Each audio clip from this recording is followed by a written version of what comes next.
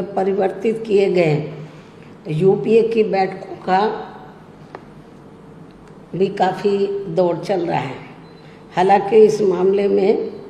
हमारी पार्टी भी कोई पीछे नहीं है, बल्कि इन चुनावों की तैयारी को लेकर पिछले कुछ समय से पूरे देश में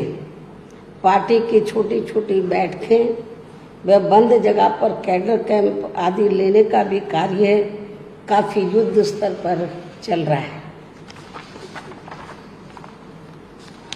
और इतना ही नहीं, बल्कि अब एक तरफ सत्ता पक्ष का एनडीए अपनी फिर से पूर्ण बहुमत की सरकार बनाने के लिए अपनी दलीलें दे रहा है, तो वहीं दूसरी तरफ विपक्षी गठबंधन यहाँ सत्ताधारी एनडीए गठबंधन को इस बार चुनाव में मात देने के लिए उनकी नीतियों व कार्यशैली आदि का काफ़ी विरोध कर रहा है, जिसमें बीएसपी भी कोई पीछे नहीं है। जबकि सत्ताधारी पार्टी व विपक्षी पार्टियों के बने गठबंधन के बारे में सच्चाई तो ये है कि यहाँ वर्तमान में विपक्षी गठबंधन के प्रमुख दल कांग्रेस पार्टी ने आज़ादी के बाद शुरू में केंद्र व अधिकांश राज्यों में भी अपने लंबे अरसे तक रहे शासनकाल के दौरान अपनी हीन व जातिवादी एवं पूंजीवादी मानसिकता को त्याग कर यदि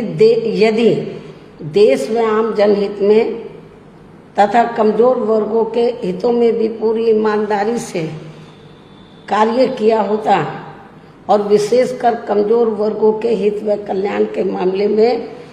परम पूज्य बाबा साहब डॉक्टर भीमराव अंबेडकर की सलाह को भी मान लिया होता,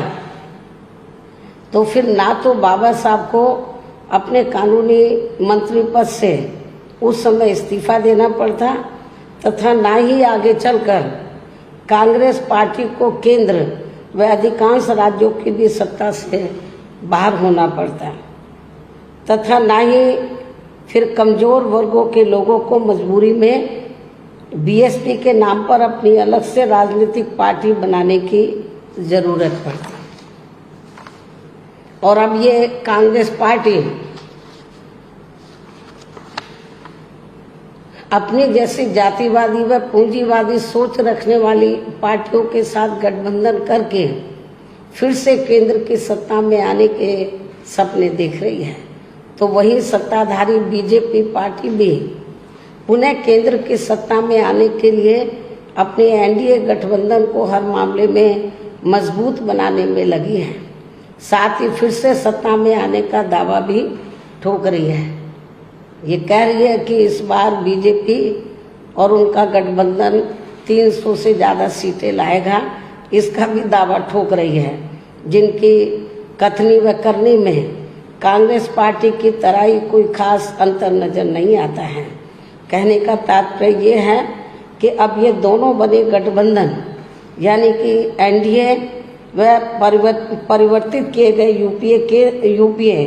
केंद्र की सत्ता में आने के लिए अपने अपने दावे ठोक रहे हैं, जबकि जनता को किए गए इनके वायदे व आश्वासन आदि सत्ता में बने रहने के दौरान अधिकांश खोखले ही साबित हुए हैं। वैसे भी कांग्रेस व बीजेपी एंड कंपनी के बने गठबंधन की अब तक रही सरकार की कार्यशैली यही बताती है कि इनकी नीति, नियत व सोच सर्व समाज में से विशेषकर गरीबों, दलितों, आदिवासियों, पिछड़े वर्गों, मुस्लिम एवं अन्य धार्मिक अल्पसंख्यकों के प्रति लगभग एक जैसी ही रही है, क्योंकि इन्होंने सत्ता में रहकर शुरू से इन वर्गों के मामले में अधिकांश कागजी खाना पूर्ति ही की है तथा जमीनी हकीकत में इनके लिए कोई ठोस कार्य नहीं किए हैं। लेकिन जब ये लोग सत्ता से बाहर हो जाते हैं तो तब फिर वे अपने वोट की खातिर इनके हितों में काफ़ी लंबी चौड़ी बातें करते हैं। जैसे कांग्रेस पार्टी का गरीबी हटाओ का व बीजेपी का हर गरीब के खाते में 20 लाख रुपए पहुंचाने को लेकर कही गई ये बातें सत्ता में आने के बाद केवल हवाई व खोखली ही साबित होकर रह गई हैं, जिसकी खास वजह से ही बीएसपी ने सत्ताधारी गठबंधन व विपक्षी गठबंधन से ज़्यादातर अपनी दूरी ही बना के रखी है। ऐसी स्थिति में अब इन वर्गों के लोगों को यानी कि कमजोर वर्गों के लोगों को आपसी भाईचारे के आधार पर वे अपना अकेले ही मजबूत गठबंधन बना के या हर मामले में अपनी एकमात्र हितैषी रही पार्टी बीएसपी को ही मजबूती देनी है तथा जिससे फिर यहाँ कोई भी गठबंधन केंद्र